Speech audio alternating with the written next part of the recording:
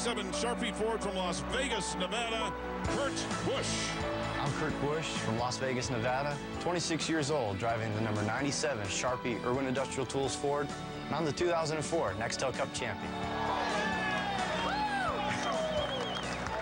26 years of age as a champion. It's been an unbelievable thrill. It's almost like what's next. It makes you that much hungrier to do it again. Being young, overly aggressive driver, making a bulk of mistakes early on, created an identity that I'll be tabbed with for a while. But this championship will help change some of that. Driving the number 2 Miller Lite Dodge from St. Louis, Missouri, Rusty Wallace. I'm Rusty Wallace. I'm 48 years old. I drive the number 2 Miller Lite Dodge for Team Penske. I'm from St. Louis, Missouri. This is my last full-time year in NASCAR Nextel Cup racing. Just to say it's done and my whole life's going to change now, it's something that was going to happen sooner or later. I just had to get ready for it. Driving the number 9 Dodge from Enumclaw, Washington, Casey Kane. I'm Casey Kane, 24 years old, drive for Ray Evernham in the number 9 Dodge. I won the 2004 Rookie of the Year in the Nextel Cup Series. My life's changed a ton over the last year. Last year coming into Daytona, nobody knew who I was, and now it's real crazy sometimes to see how many people like me. Let's hear it for Casey Kane! Your future Nextel Cup champion! Daytona is such a huge week. Just as soon as you come in the tunnel and there's so many fans and such a great atmosphere at Daytona, it makes it a pretty special place to be, and it's pretty awesome to be able to race in the Daytona 500. And to win it as my first Nextel Cup win would be huge. It's a little different this year going to Daytona. With the championship, being able to defend this title, it's going to be tough. But I want that thrill of victory at Daytona. Start your engine! Fire 'em up. I've never won a Daytona 500. It'd be sweet to win a race. It'd be a perfect ending to my career. Boogity, boogity, boogity! Let's go racing,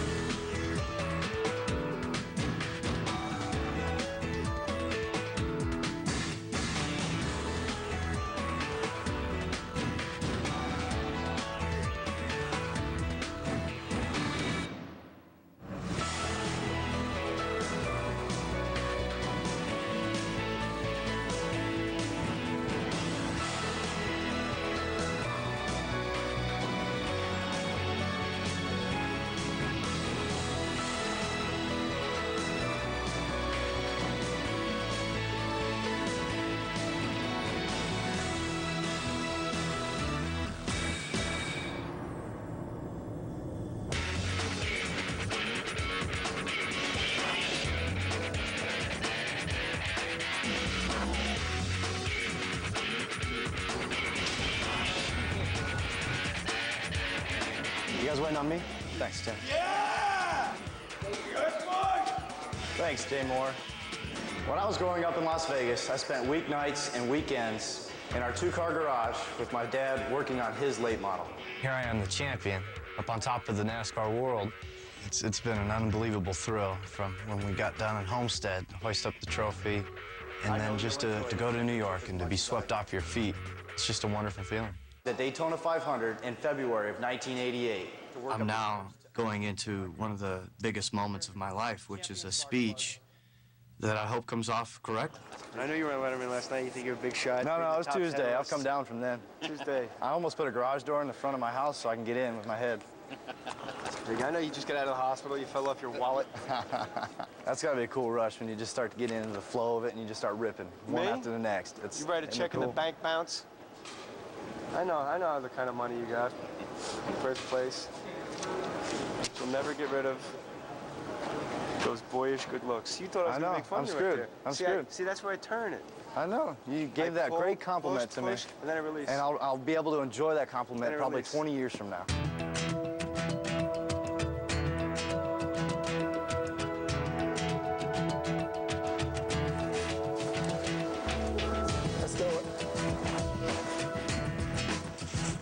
to Vail, Colorado. Went skiing for 3 days with my friends.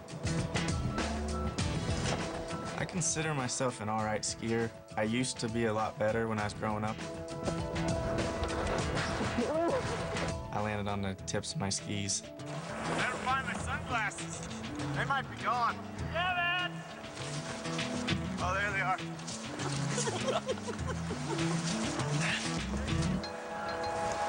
Find them? Yeah. Nice. I knew it was bad when both skis released on impact. First impact, both skis gone. Second one, pulls. Third one, glass is gone. I just saw you laying everywhere. That was great.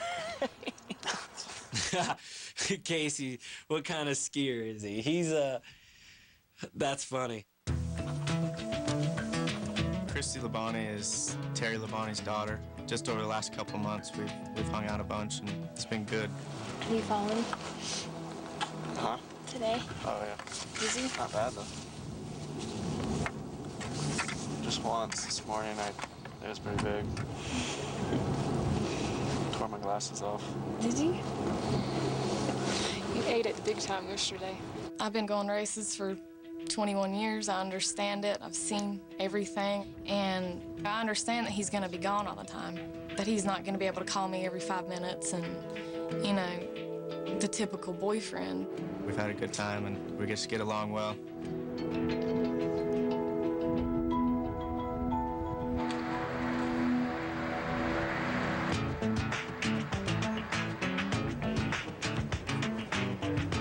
You guys got some wires in here. Lennox is a legend in innovative performance. And so are you, to a great final season. This is my last year. I knew when it was time to do it.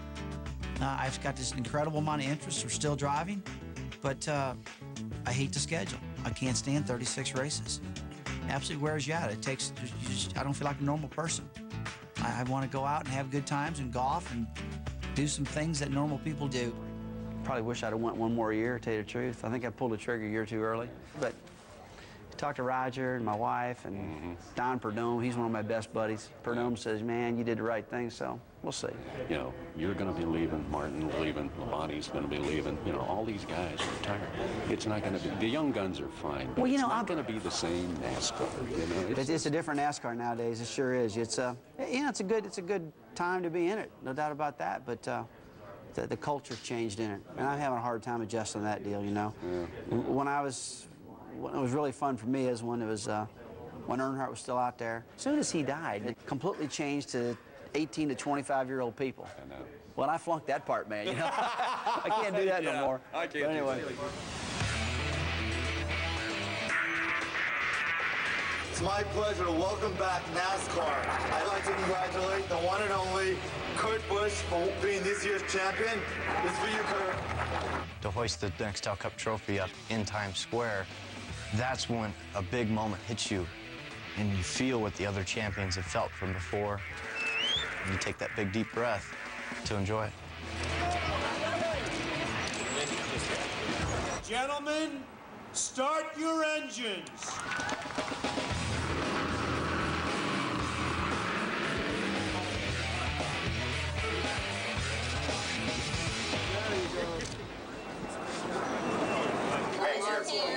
Hello. Hi, honey.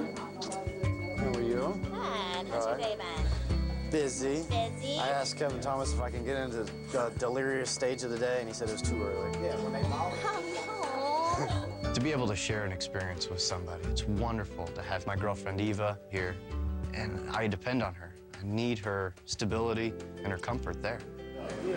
How was Donald Trump this morning? Trump was cool. Was he cool? Yeah, he took the time. And nice. Very appropriate. Yeah. I'll let him finance the money, and I'll just drive the car. We've been together a little over a year. I love Kurt because the way he makes me feel. He treats me like a lady. He respects me in every way. He makes me feel like I'm on top of the world. It's been a short ride, and yet we've gone through so much together that it seems like we were meant for each other. She's the most beautiful woman to me that ever lived. What's that? Oh, a kiss. Oh, yeah. Beautiful.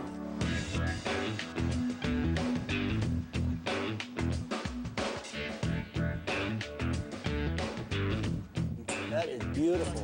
That is nice. It's the nicest one out there, that's for sure. Okay, realistically, when are you guys looking at wanting to test these? The kicker right now is when we get the engine. Yeah, because I want to come down and watch you guys, and I think that on Wednesday, my schedule, I get done in the morning on Wednesday, and I can shoot on down and watch you practice a little bit. on the motor. You're only waiting on the motor, that's it, huh? Steven couldn't run NASCAR until he's 18. He's going to run all the Hooters Pro Cup Series races in 2005, and then when he turns 18 in August, I'm going to put him in a second RWI Busch car. And we're going to run them at Memphis, and we're going to run them at Phoenix, Arizona. You got it set up? No, I got it set up. Dad's been a real big inspiration in my racing career. He's taught me a lot just about life in general, and racing in general, you know. But to be a good racer, you really got to, work on your cars hard and, set them up, paint them, dang, everything up to loading up the truck. Looks good, huh? Oh, it's great. It's real good. It's the nicest one out there, that's for sure. I'm looking real forward to Dad's last year, and we'll get to see him a lot more, and he can finally go on the road with me. I think that's going to be a good deal. Come on, Steve, you're taking forever. Let's go. I got costing me money, man. Money's time.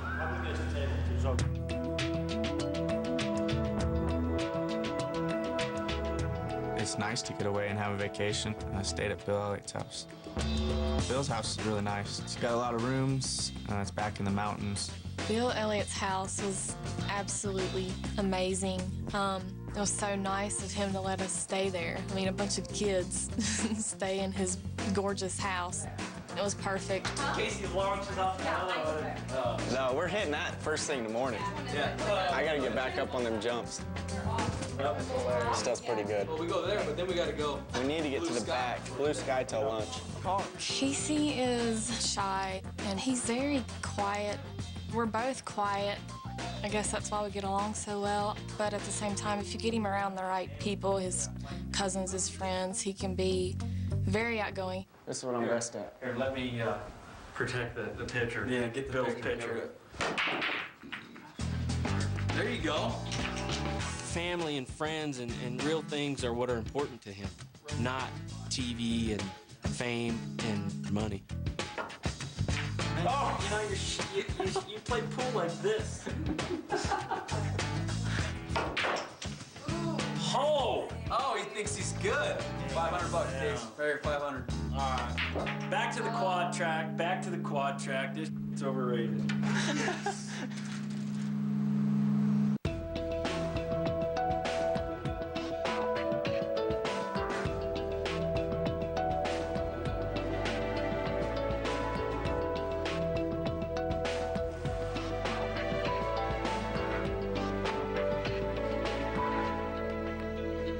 I'm now going into one of the biggest moments of my life.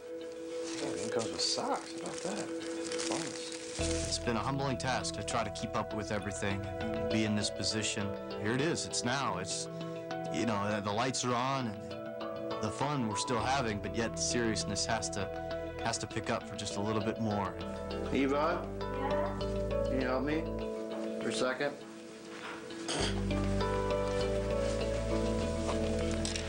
Beautiful.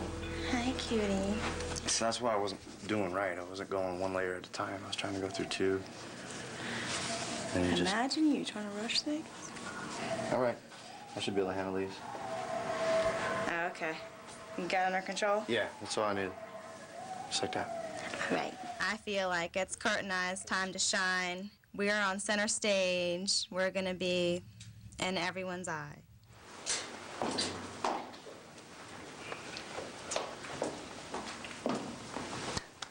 She looks good. Can't keep up her and step on me. I almost did a second ago. Okay, mind me to walk in front of you anywhere we go. Yeah, if you step on my chain, you're gonna be in trouble. What's up, Slim? I don't mean to alarm you, but there's a bunch of guys standing around your cars dressed just like you. No. So you should probably get that. It happens that time of day. All right, buddy. Thanks, man. All right. Good to see you. Good. Look great. Thank you. Thanks for the elevator. No worries.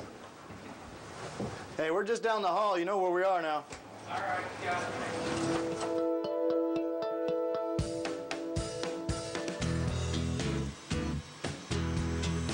Greg is definitely the smartest one in the whole family. Right now he's at Wake Forest, studying business and law. He's interned for NASCAR, he's interned for different lawyers, he's interned for different marketing companies. He's really got a good grip of what's going on out there in the racing world and just life in general. We're going to go down to Lakeland and watch Steven practice because it's a big race for him. It's the first one to kick off the 2005 Hooters Pro Cup race season.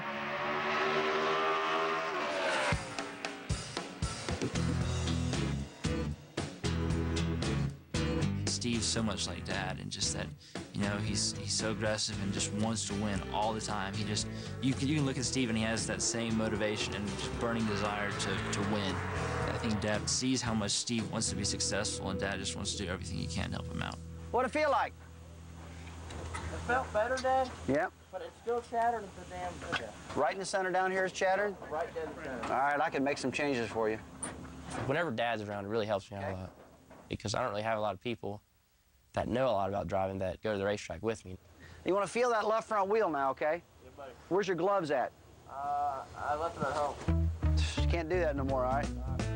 What I'm trying to do right now with Steven is just mold him to what I know he needs to do. I mean, the way he speaks, the way he treats the media, the way he treats his fans. You got to understand this stuff to be consistent in this sport. That's what I've done my whole life. You need a haircut's what you need. I can't afford it because you know what I mean? I'll get you a haircut. Just in the middle part. Man, I couldn't believe his brother did that. You go to a barbershop and make this right here the same height as this over here. I drag your butt around and people will laugh at you. They'll say, why did Rusty Wallace let his son look like that? I washed her at bar soap, Dave. It looks like he washed it bar soap. Yeah, baby. Put that down. You start wearing a hat, I don't want to see you look like that.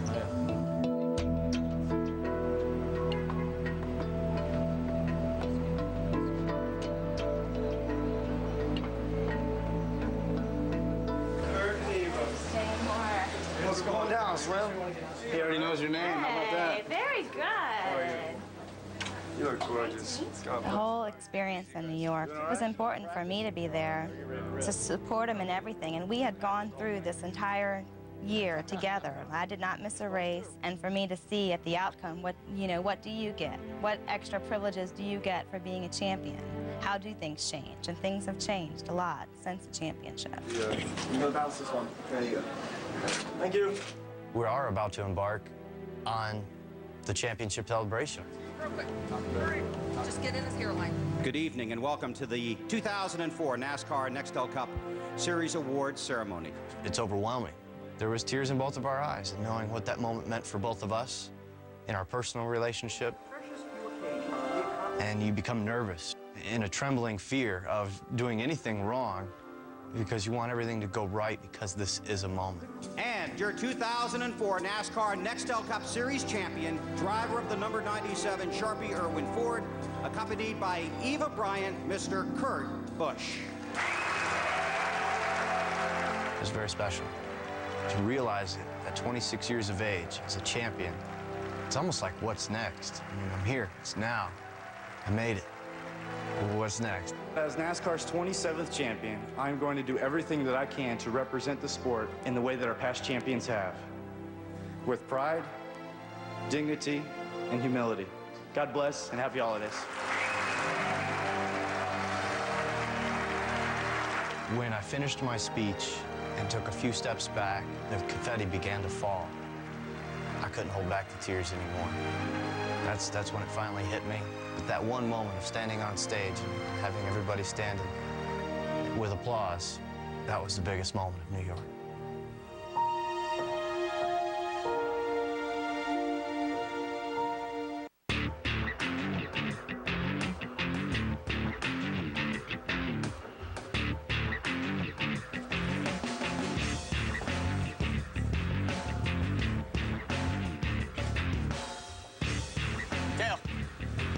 Will you help me for a sec? Kale's my brother. He drives my motorhome. He works on the Busch team, works on the Cup team part-time. I mean, I don't wear any of this stuff. I don't know why I would even wear that shirt.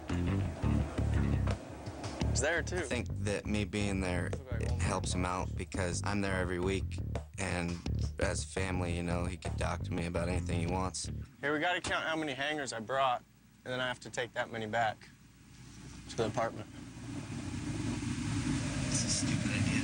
No, it's not. I need hangers there, too.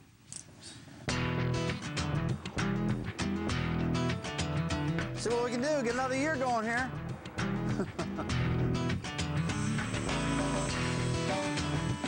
Hey, Dick, you have to get us some coffee here in a minute. This year, going to Daytona, I know a lot of guys are going to ask me when I get down there, what's it going to feel like running the Daytona 500 for your last time? It's going to be emotional. But I haven't had time to think about it because right now I'm just thinking about trying to figure out how I need to win this race.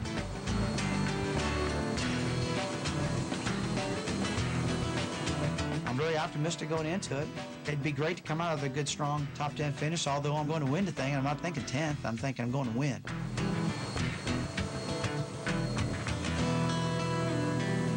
Man, you talk about the way time flies. Feels like I'm just here.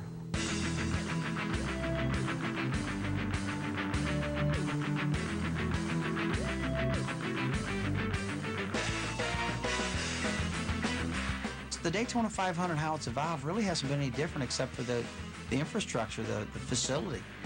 The track's never been paved since I've run on it. I don't think it's been paved in 30 years. But this year, it's a whole different looking Daytona. Made it more look like a Disney World looking atmosphere in the center, which is beautiful. And I think it's going to be a real fan-friendly race. You feel something so incredibly different at Daytona every year that it can't get old. Daytona, it's such a huge week. There's so many fans, and it's such a great atmosphere at Daytona. It makes it a pretty special place to be, and it's pretty awesome to be able to race in the Daytona 500.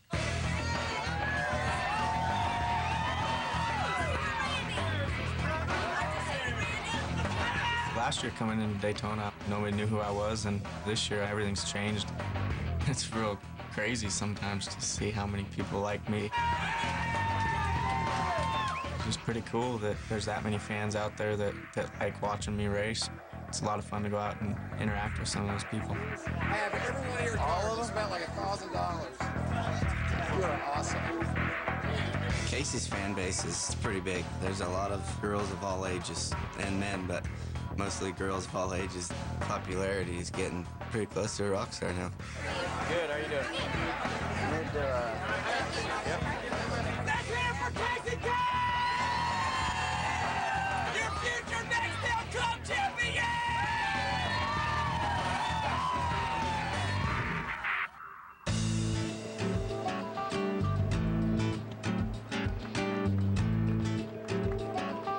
I was 23 when I won my first race. Being young from the West Coast, an overly aggressive driver, and making a bulk of mistakes early on created an identity that I'll be tabbed with for a while. Good morning, how are you? Doing great, how are you? Very good. Thank you for coming out. No problem.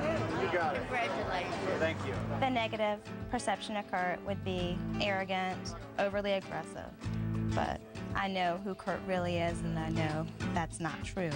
With anyone in the public eye, there's always going to be people that think negatively. Can I get you up close for a picture? There's going to be the group that doesn't like you. There's the group that likes you. You can't get wrapped up in too much of what the fans' perception is of just one specific driver from the mistakes I've made in the past. But this championship will help change some of that. Congratulations on winning the championship. Thank you. Appreciate it.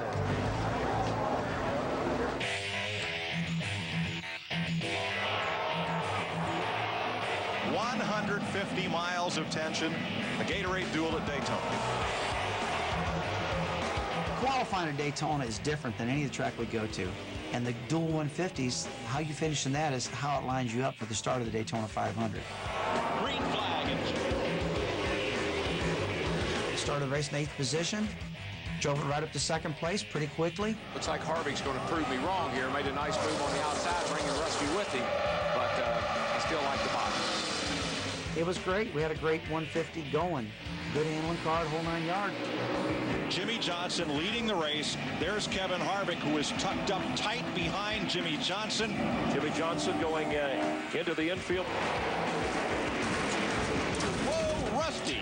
Another wild backstretch ride at Daytona for Rusty Wallace. A major pileup. We'll try and sort through it. KRW. I'm okay. I see the 29 and the 48 spin. I hear that on the radio, and all of a sudden the entire back straightaway fills up in total smoke. You couldn't see nothing. That definitely was the hardest hit I think I've ever took. They just knocked all the wind out of me. I just got dizzy for a minute and got out of that baby and survived it. I never thought I'd hit like that my whole life, but I did. He's good. Thanks, Rusty Wallace. All right, thank you. Boy, what happened? Well, I think you need to ask Kevin Harvick that. He's driving like an idiot. Totally uncalled for. You know, I've got a tore-up race car. You know, it's just stupid. It's totally ridiculous. You need to ask him what happened. And we'll walk on over to Kevin Harvick here in a second. Kevin's walked out of the care center. Hold that for me. As a water bottle's chucked. What's your take on the incident, Kevin? A lot of harsh comments. Well, I just got to him, and he checked up, and I got to him, and I couldn't get off of him, and you know, I just spun him out, and you know, hate it for all the teams and everybody involved. But you know, I mean, it's not something where you want to bump draft in the middle of the corner. But I hate it for all these GM Goodwrench guys, and just got to him, and he slowed down and got sideways and got in the back of him. Okay, that's Kevin Harvick's side of the story, Mike. And Russ, we've heard Harvick's side of the story, Johnson and Nemechek's. What about your side? Well, my side was, when I got to it, it was just the whole racetrack was just solid smoke. You couldn't see a thing. And I went to the high side, and I got up there, and I saw Harvick up there. I started to come back to get away from him, but he was just coming across the track. There's just nowhere to go, and that was it. That was a hard hit, man. That's probably the hardest I've hit in my life. Kevin didn't get hurt. He got roughed up a little bit. I got roughed up a little bit. I still got bruises up on my elbows, and that's about it. It's black and blue here and around here and here. So just get the backup car out, and here we go.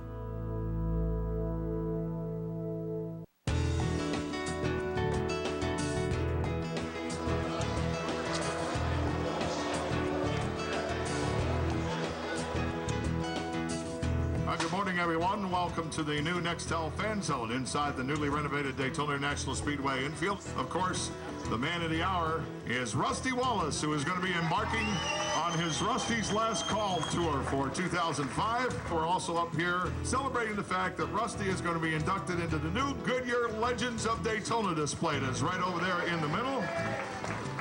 I really didn't get too funny feeling about Daytona until they inducted me into the Goodyear Walk of Fame. Yeah, it's been a lot of wins, a lot of races, a lot of attempts at Daytona here, only to come up short. But this race is everything to me. I really want to win it real bad. This is the last shot. I'm sticking with my decision. I am going to quit racing full time at the end of the year for sure. I've watched him race his whole life, and that's been his passion, and it's been fun to see him do something that he loves so much. Once Rusty retires, my hopes would be that we could have some time to catch up on all the times that we've missed in our life because we were busy or because we were traveling. This is a sport where our racing heroes often turn out to be our friends. And in the case of Rusty Wallace, it's more like he's a friend that simply turned out to be a racing hero. And it was a moment that lasted 15 minutes, but it was emotional 15 minutes. So I looked over at Patty, and I could see she kept wiping tears from her eyes. She's getting all red-faced and all that. I had sunglasses on. I couldn't take them off. I was crying like a baby, too.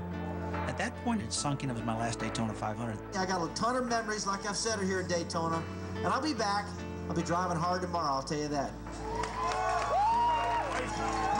Hope to see you out there in front tomorrow. Appreciate that. Thank you very much, everybody. Thanks, everybody, for coming.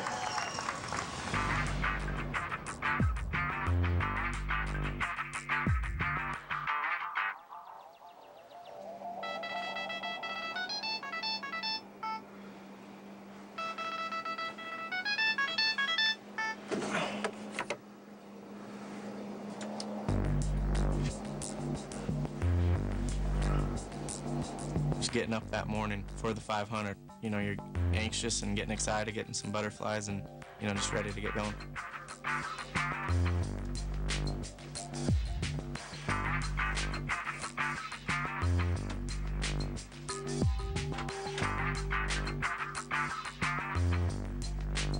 The Daytona 500, you know, it's the Super Bowl of NASCAR. It's the great American race. I gotta go out and say dog sweet back stretch. Stink, today you got a chance to win the Daytona 500. Just keep thinking that, we'll be fine.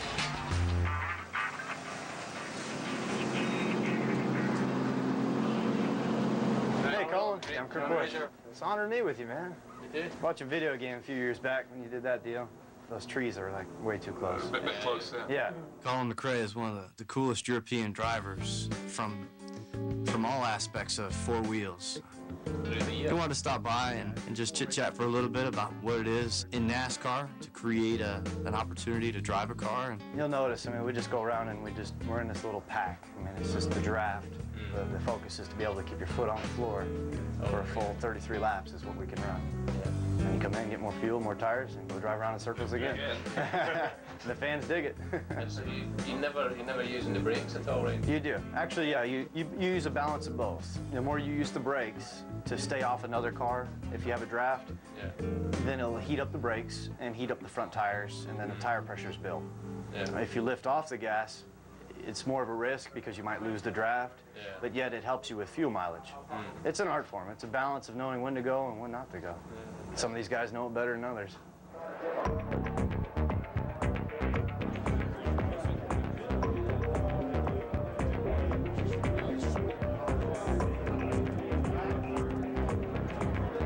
A lot of special people come to drivers' meetings, but at Daytona, they always pack them in there. And we had a lot of military people there. Jessica Lynch was there. Then we had some movie stars there, Ashton Kutcher. I look at these people and go, oh my God, I see them all the time on television. They're big stars. But then they look at us and go, oh my God, there's Rusty Wallace or there's Dale Earnhardt. They really get excited about seeing us as we do seeing them. Good afternoon. There will be millions of people around the world that will watch what you do. And there's thousands of people that are here today live to watch it. Today's race is 200 laps, 500 miles in length. We've all got to maintain respect for each other out on the racetrack and show that respect from lap 1 to lap 200.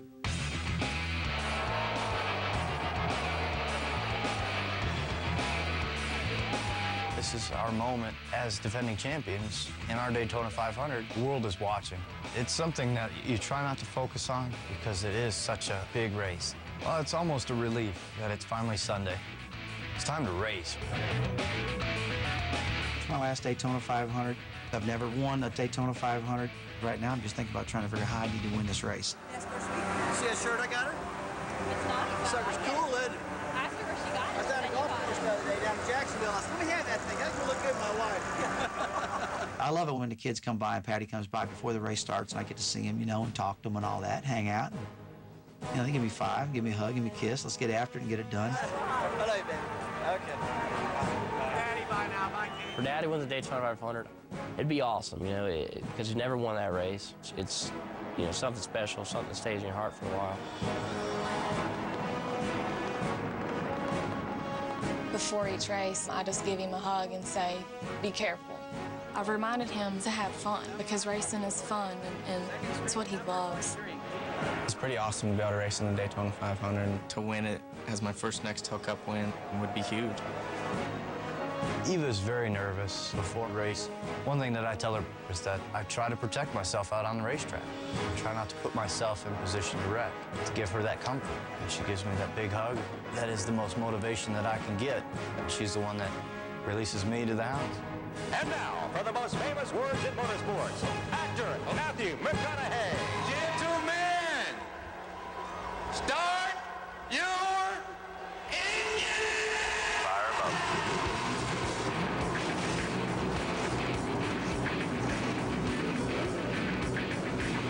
The field rolls out for the start of the 47th annual Daytona 500. What's going through my head right now is I hope this backup car will get the job done. For my team, morale-wise, it's a huge letdown. We know the car's a little slower, or else we would have picked it to be the 500 car. I'll start in a 36th position and drive her to the front from there. All right, boys. Congratulations once again on what we did last year. We now begin 2005. Appreciate all the hard work, boys. Let's go out there and have some fun. 3-3-3. Let's go racing, boys! Reach up there, pull them nuts tight, one more time. Boogity, boogity, boogity, let's go racing,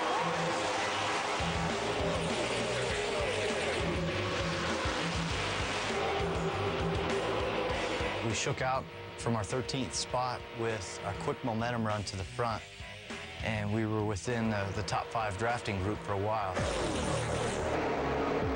I started the race and picked up about 10 positions pretty quickly. And then I got kind of stalled out and the car was pretty loose. Over the course of the winter, many of the crews jumped teams, went from one team to another. Not so with Rusty Waller's group. They all stuck together. They believed in their driver. And that is what has put Rusty in the top 10. He started way in the back of the pack with a backup car. Good job, Bud. He's probably one of the 10 greatest drivers of all time. If Dad were to win the Daytona 500, it would mean so much to us. It'd be, you know, the capstone on what's been an incredible career. Casey Kane in that 9 car, he's on the move. The car was handling the best it could handle all day long, so things were looking good. 3, 2, 1. We were in a perfect position for him to come out, be top 5. Go, go, go, go, go. Watch it. Watch it. It was stay in that lane. Watch 11. Watch 11. The 9 car just spun the 11 around down here at the end of the pit road. Back up all the way. Back up. Come on. Tommy's telling me go, and then he tells me to slow down and go, and I see a car beside me, but I'm thinking that car was leaving the pits at the same time. All right, back up. How's the damage look, Eric? Give me the baseball bat. Baseball bat. Right there, Bob. You're worried about that seat. Let's go. Let's go. Let's go. So we're in the back. We start driving back up through the field. The car's handling much better than I thought it would after that. Whoa, Michael Waltrip in a cloud of smoke. Caution is out. Do they have the option for restroom break? Since lap 50, I had to go to the bathroom. Nah, just go ahead and go in your pants. It'll be all right. Your mind's wandering instead of focusing on the race car, and you quickly change your focus to this is the Daytona 500. Rusty Wallace in his final Daytona 500. This is his 23rd opportunity to win the big race. You know, we've got a shot at this because we're 10th or 12th with new tires. We're putting ourselves in that position to win. Green flag with 35 laps to go. Those guys were sliding all over the place and my car was handling great. State of Florida. And boy, it's like the track just came right to me. Oh, Rusty got through it. Now watch Wimmer.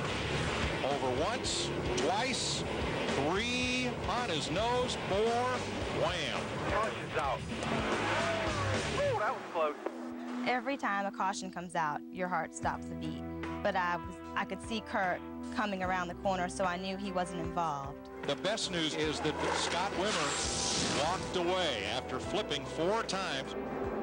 Greg Biffle loses it going into turn 3 and spins. Man, I lay it right against the wall. His right rear bumper hits me in the left rear tire, but I kept on going. Man, I got so lucky on that one. 9 car, he gets more damage. How bad I got the front end. I pushed the 22 a little bit. So just go easy on it, bud. Go easy on it. We slipped through there without making too much damage, so we came down pit road again. Easy. Is it good, Jim? All right, get out of the way. Go, go, go, go, go, go. Go, go, go, go, go, go, go, go, go. Clear one lane.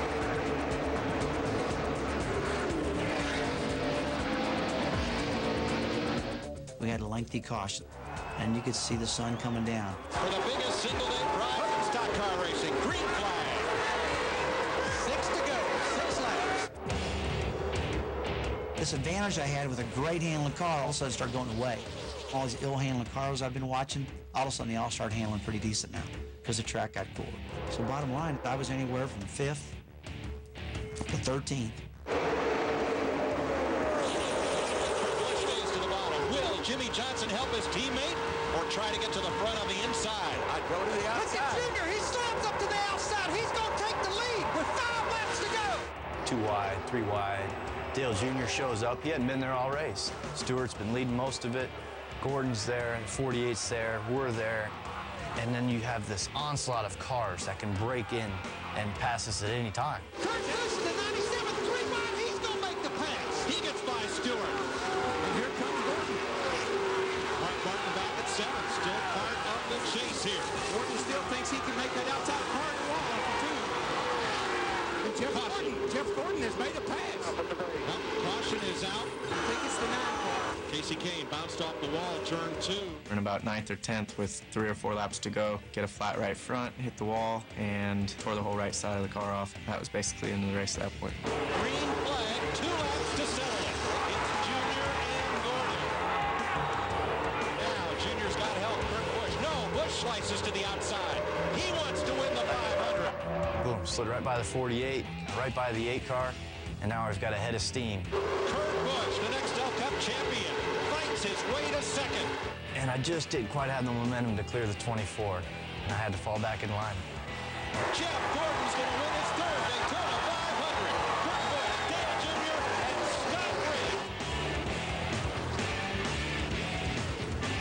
Good job, RW. Great job. Daytona 500!